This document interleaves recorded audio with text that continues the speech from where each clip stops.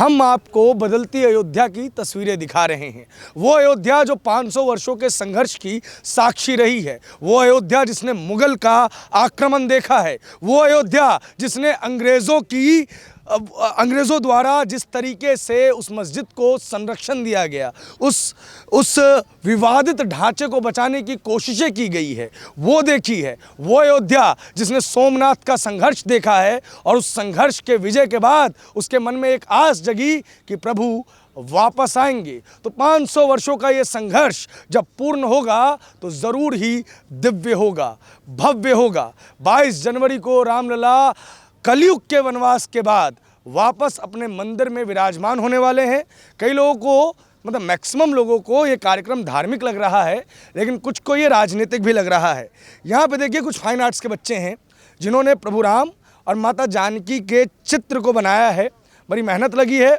और आपको एक बड़ी बात बताएं, एक बच्ची है जिसने इस चित्र को बनाते वक्त आँखों पे पट्टी बांधी हुई है। तो इन सब से आपका परिचय करवाएंगे। सामने राम की पैड़ी है। यहाँ पे वो बच्चे हैं जो अब अंतिम रूप दे रहे हैं। इसका दिया जो है वो जलाया जा रहा है। क्या नाम है आपका? मेरा नाम निष्ठा कुमारी है। कहाँ से हैं आप? हम मिथिला से हैं, दरभंगा से, जिसको मतलब मिथिला का हाइट कहा जाता है, सीतामढ़ी के साइड से है। Cultural capital of Bihar. हाँ जी सर। नहीं? हाँ जी। ठीक है। तो यहाँ क्यों आई हैं आप? मतलब राम जी का मंदिर बना है और इतनी खुशी की बात है, कहने का जरूरत नहीं है, अपने आप ही हो रहा है सब कोई। तो उनके खुशी में, उनके आगमन के खुशी में हम कुछ करते हैं ना कि अर्पण बनाते हैं। तो हमने रंगोली बनाकर उनका स्वागत करने का एक छोटा सा प्रयास किया है। जैसे हमारे यहाँ जब वो पहली बार गए थे तब किया था। हाँ जी बिल्कुल। जब वो पहली बार गए थे तब भी पूरा मिथिला को मिथिला पेंटिंग से सजा दिया गया था। मिथिला पेंटिंग कुछ नहीं है, मिथिला की संस्कृति, सीता मैया की संस्कृति और सभ्यता है। ज़मीन पे अर्पण बनाते हैं, वही अर्पण को हम रंगोली का रूप दे देते हैं। तो ये हमारा स्वागत करने का एक तरीका है, स्वागत करने का एक भाव है। लेकिन उसी राम को जब मानने से लोगों ने इनकार कर दिया, तब आप लोगों ने क्या सोचा? सर ये देखिए कि हम बहुत सौभाग्यशाली है कि एक तो मानव शरीर मिला, उसके बाद ये जो चल रही थी, जो युद्ध चल रहा था वो बरसों से चल रहा था। कितने लोगों ने इसमें अपना बलिदान दिया और वो एक आस था आँखों में बसा हुआ कि इस पल को देखेंगे। इस पल को देखने के लिए उनकी जीवन की मृत्यु भी हो गई, ख़त्म भी हो गई। और हम सोचते हैं ये क्षण आएगा, हमारा जीवन समाप्त हो जाता है।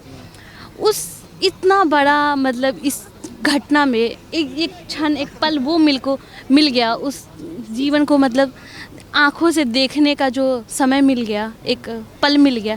ये इसके लिए हम तो बहुत सौभाग्यशाली अपने आप को समझते हैं, क्योंकि नहीं तो चीज़ें चलती रहती है, कब ख़त्म होगी, कब होगा, इतने में तो कितने का जन्म हो जाता है, कितने का मृत्यु हो जाता है, वो पल देख नहीं पाता है। अब वो पल को हम बैठ के देख रहे हैं, उनकी रंगोली बना रहे हैं। इससे सौभाग्यशाली मेरा जीवन हो ही नहीं सकता। ये पल मिल गया, मतलब जीवन का उद्देश्य पूर्ण हो रहा है। 10 दिन से हम एक राम जी का ही पेंटिंग्स बना रहे थे और सीता मैया की पेंटिंग बना रहे थे। मैंने अभी तक जितना भी टाइम में मैंने वो पेंटिंग रेडी किया, उसमें हम बस सीता और राम का भजन ही गा रहे थे, भाव से बस सुना दीजिए आप। मिथिला का कन कन खिला, जमाई राज राम मिला। मिथिला का कन कन खिला, मिथिला के धरती पे राम भगवान अपना पैर रख दिए। इसे हर एक कण कण की खुशी का ठिकाना नहीं रहा। तो जब वो आते तो मिथिला का कन कन खिला, जमाई राज राम मीना। जनक सुती संग रहियो ऐसे, जैसे हम अपनी बेटी को कहते हैं ना कि कैसे रहना अपने ससुराल में, तो वही कहते हैं कि जनक सुती संग रहियो ऐसे, जनक सुती संग रहियो ऐसे। रामचंद्र चकोरी सिया, रामचंद्र चकोरी सिया, जमाई राज राम मिले। मिथिला का कन कन खिला, जमाई राज राम मिला। आप कहाँ से हैं? मैं भी मिथिला से हूँ, दरभंगा, सीता मैया के साइड से हूँ। सीता मैया की साइड से हैं। जी तो कैसा लगा ये मतलब तस्वीर बना के? आप ही थी जिन्होंने आँख पे पट्टी बांधी हुई थी? हाँ, मैं ही आँख पे पट्टी बांध के भी बना रही थी। तो पट्टी के आर पार आपको दिख रहा था या क्या था? पट्टी आप जैसा कि मैं अगर आपको अभी भी पट्टी दिखाऊंगी तो आप एक बार चेक कर लेंगे, पट्टी के आर पार कुछ नहीं दिखता है मुझे। उनको पट्टी है आपके पास? हाँ बिल्कुल, मैं दिखा सकती हूँ। देख लेते हैं पहले अपने ऑडियंस आप इसको चेक कर लीजिए और चेक करवा लीजिए क्या आपको इसके आर पार दिखता है। और 1 मिनट में चेक कर लो।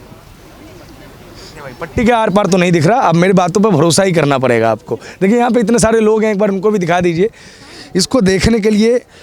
हाँ 1 मिनट लाइए। हाँ भैया, आंटी जी इसको एक बार चेक कीजिए, आर पार दिख रहा है क्या इसके, अगर आँख पे लगा रहे हैं तो?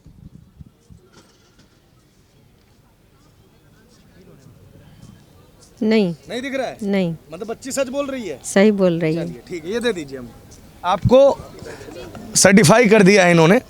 अच्छा कैसे बना लेते हो फिर आप ये सब? जैसे हम लोग आँख खोल के देखते हैं वैसे ही आँख बंद करके दिखता है। जैसे हमारे कहते हैं ना, शंकर भगवान के पास 30 दिव्य नेत्र हैं। हमारे देवी देवताओं के पास दिव्य नेत्र हैं।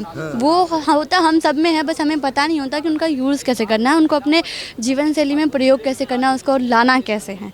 तो जैसे हम कहते हैं यहाँ पे 30 दिव्य नेत्र, तो जब मैं आँख बंद करके देखती हूँ तो मुझे बिल्कुल भी यहीं पर दिखता है। वो एक डिस्प्ले का वर्क करता है, जो सारी चीज़ें हम लोग आँख खोल के जैसे देखते हैं वैसे ही वो बताता है, वैसे दिखता है। सिस्टर है क्या? जी बिल्कुल। दोनों सिस्टर हैं। अच्छा ये हमको बात बताइए ये चीज़ कि कब सीखा आपने, कब से सीखना शुरू किया ये सारी चीज़ें?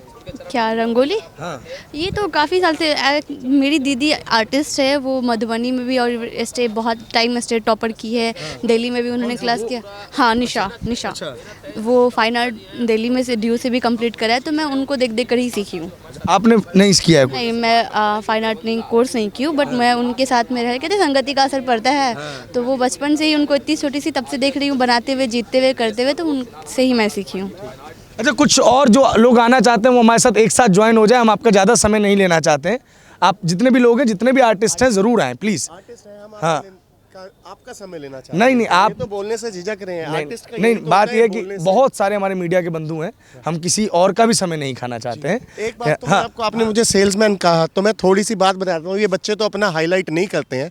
मैं आपको बताऊँ, इनमें से 4 बच्चे ऐसे हैं जो बार बार श्री रामलला के यहाँ पे रंगोली बनाए हैं। अच्छा कई बार जिन स्थानों पे बड़े बड़े वीआईपीज़ को एंट्री नहीं मिलती है या बहुत न्योते नहीं होते हैं, ये बच्चों ने कई बार वहाँ अपना हुनर दिखाया है। इनको यहाँ की यूनिवर्सिटी तो क्रेडिट देती है, मानती है। अब ये पास भी हो चुके हैं और प्रभु शायद इनको अभी जल्दी बुलाएंगे, जहाँ सब लोग वीआईपी जाएंगे। आप हम लोग नहीं जा पाए शायद, पर ये लोगों को वो सेवा ज़रूर मिलेगी प्रभु की। कहते हैं ना पंजाबी में, हमारी तरफ कहते हैं मान नहीं किता, जी किसी बात का भी मान नहीं किया।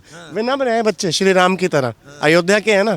तो ये 4 बच्चे हैं, सचिन है, विनोद है, वैष्णवी है, त्र्यंबकेश्वर है। कई बार इन्होंने अपनी सेवाएं, हनुमानगढ़ी पे त्र्यंबकेश्वर, इन बच्चों ने बाहर जो चित्र बने हैं वो बनाए हैं और सेवा भाव में बनाए हैं। जिन त्र्यंबकेश्वर है, ये बताएंगे, यही लीड करते हैं यहाँ पे। इन्हीं का आइडिया है, ये सबसे पहला आइडिया ही इन्हीं का है। बहुत बेहतरीन आइडिया। तो मुझे तो, मैंने कहा आपके पक्ष से तो मैं ही बोलूँगा, आप तो बोलेंगे नहीं, आर्टिस्ट लोग हैं। हाँ जी, नहीं बोल, विनम्रता है इन लोगों की, ये मीठा स्वभाव है। मैं बिल्कुल आपसे सहमत हूँ। आपका नाम क्या है बच्चे? मेरा नाम संध्या है। कहाँ से हैं आप? मथुरा से। आप मथुरा से हैं? हाँ जी। बिल्कुल संगम करवा दिया आपने गुरुजी। अरे जी हाँ, मथुरा भी हो गया, मिथिला भी हो गया और अयोध्या भी हो गया। तो आपको इसकी प्रेरणा कहाँ से मिली? मैंने फाइन आर्ट्स किया था। फाइन आर्ट्स किया? हाँ जी। कब से कर रही हैं आप ये चीज़? मैं बचपन से ही करती आ रही हूँ। बचपन से ही? तो अभी जो लोग इतने सारे खड़े हैं, कैमरा दिखाइए आप, ये लोग जब इसको देख रहे हैं तो कैसा महसूस कर रहे हैं आप लोग? बहुत अच्छा फील हो रहा है। बहुत अच्छा फील हो रहा हाँ है? जी। अच्छा, क्यों आपके मन में राम जी की तस्वीर बनाने का विचार क्यों आया आपके मन में? बचपन से कृष्ण जी की बनाते आए हैं। हाँ। तो वो हमारे दिल में बसे हैं, तो ये भी तो उनकी छवि है ना। ये भी तो उन्हीं की छवि है, इसीलिए। हाँ जी। क्या राम में या कृष्ण में ऐसा क्या है जो आपको आकर्षित करता है उनके प्रति? वो तो हमारे ही हैं, उनमें ऐसा क्या होगा। हम उनका मतलब कि हमारा सौभाग्य है कि हमें ये सौभाग्य मिला जो हम बना पा रहे हैं। 500 साल हो गए, अब जाके इनको घर मिला है, तो हमें तो बहुत खुशी हो रही है कि हम यहाँ तक आए हैं और हम, मेरी कृष्ण जी ने कृपा की है कि हमें अयोध्या में बुलाया है। तो बहुत अच्छा लग रहा है। ये आंख बंद करके कब से बनाती हैं ये सारी चीज़ें? मोनिका सर, हम तो मतलब बहुत टाइम पहले से दिल्ली आ गए स्टडी के लिए, मतलब फाइन आर्ट्स के लिए, हाँ छोड़ के। तब हम बहुत छोटे थे और तब से हम कंटिन्यूअसली पेंटिंग्स ही करते, घर में साल में 1 बार 2 बार, मतलब बहुत हो गया। तो ये उस टाइम इतनी छोटी थी। अच्छा। हाँ, इतनी छोटी थी।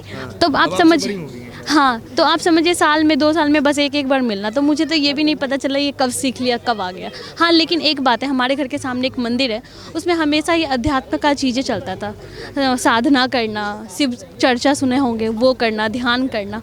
तो वो सब चीज़ की निरंतर प्रयास से, और एक भगवान की इच्छा भी होता है ना, वो जिसमें जो टैलेंट देना होता है, हमें पेंटिंग्स का दे दिया है, तो इसमें ये तो वो उनकी कृपा भी है। अच्छा, आप हमको अंतिम सवाल का जवाब दीजिए, मिथिला के राम क्या हैं आपके अनुसार? सर मिथिला बहुत सहज है, बहुत सुंदर है।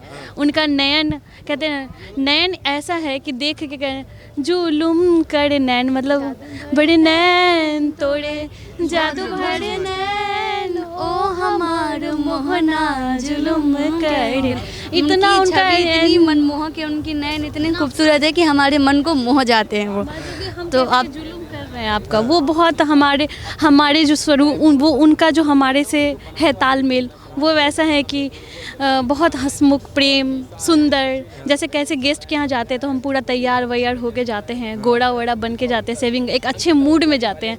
वैसे ही जब हमारे यहाँ राम जी आते हैं तो बहुत प्रसन्नता से, खुश, एकदम रेडी वेडी होके, बाल पग वग सब लगा के, एकदम खुश मिजाज मूड में, और बड़ा सरल, हर चीज़ को बड़ी सरलता से वो ग्रहण करते हैं। जैसे हम मनमोहक दृश्य। हाँ, मनमोहक दृश्य तो है ही, लेकिन जैसे हम जो मीठी गाली देते हैं ना, उसको भी वो बहुत प्रेम से अपने स्वीकार करते हैं, और करते हैं, उनको एंजॉय करते हैं, उनको ग्रहण करते हैं। आपको लगता है वो जो पुरानी परंपरा थी उसने भी कुछ आशीर्वाद दिया कि ये कला आई आपके पास? हाँ जी सर, मेरे अंदर जो पेंटिंग्स है, हम बहुत छोटे थे, बहुत छोटे, इतना 5वीं क्लास मुझे नाम के लिए याद है, उससे भी शायद छोटे।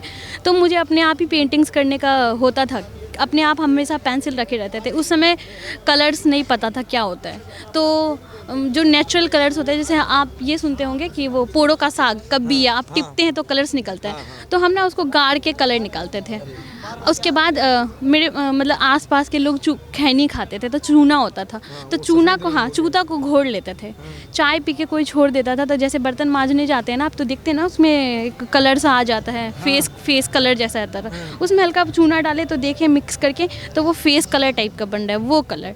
उसके बाद ना हल्दी घर में पिसाता रहता था लोढ़ी सिलोटी पे, तो वो थोड़ा बच जाता था, तो वो हल्दी थोड़ा सा मतलब कलर में वो चूना में मिक्स कर लिया तो पीला कलर बन गया। पेड़ की पत्ती को ऐसे गाड़ दीजिए तो हरा रंग बन गया। उसके बाद कभी कभी पत्थर आप ईंटा को घसते हैं ना, तो उस ईंटा को घसने से भी एक कलर निकल जाता है, उसका एक अलग कलर, पत्थराई टाइप का कलर, वो कलर से। तो आप समझिए, ब्रश नहीं, जो दतमन होता है ना, दतमन जिससे मूद होते हैं, उससे। उसके बाद जब बांस वाला या नीम वाला? नहीं, घर में जो नॉर्मल खाते, मतलब बहुत छोटे थे उस समय से पेंटिंग करे, तो वो बांस, कोई सा भी बतमन चुरा के, मचोड़ के, धो के जो छोड़ देते हैं ना, उसको देखें तो वो ऐसा दिख रहा है कि हम, हाँ, ब्रश। उस समय तो सर मैंने कभी ब्रश देखा तक नहीं था पटे सर, क्योंकि हम बहुत छोटे थे तब से पेंटिंग कर रहे हैं, है ना, अपने आप ही मन में आ, क्योंकि देखिए घर पे अड़पन होता है, ये वो बनता रहता है, उसको पेपर में आप, मेरा मन था कि पढ़ाई के अलावा जो भी समय बचे ना, मेरे हाथ में पेंसिल रहे, तो हम अपने हाथ में हमेशा 24 घंटा पेंसिल रखते थे, पकड़ के छोड़ते नहीं थे। या तो हम, इसका मेरा ये पर्पस था कि पेंसिल हाथ में रहेगा तो कुछ लिखते पढ़ते रहेंगे, है ना, तो या तो मेरा लिखने पढ़ने का बहुत शौक था, है ना, बचपन से पढ़ते रहते, तो पढ़ने के अलावा जो टाइम बचता था तो हाथ में पेंसिल ही था, कुछ बचा ही नहीं।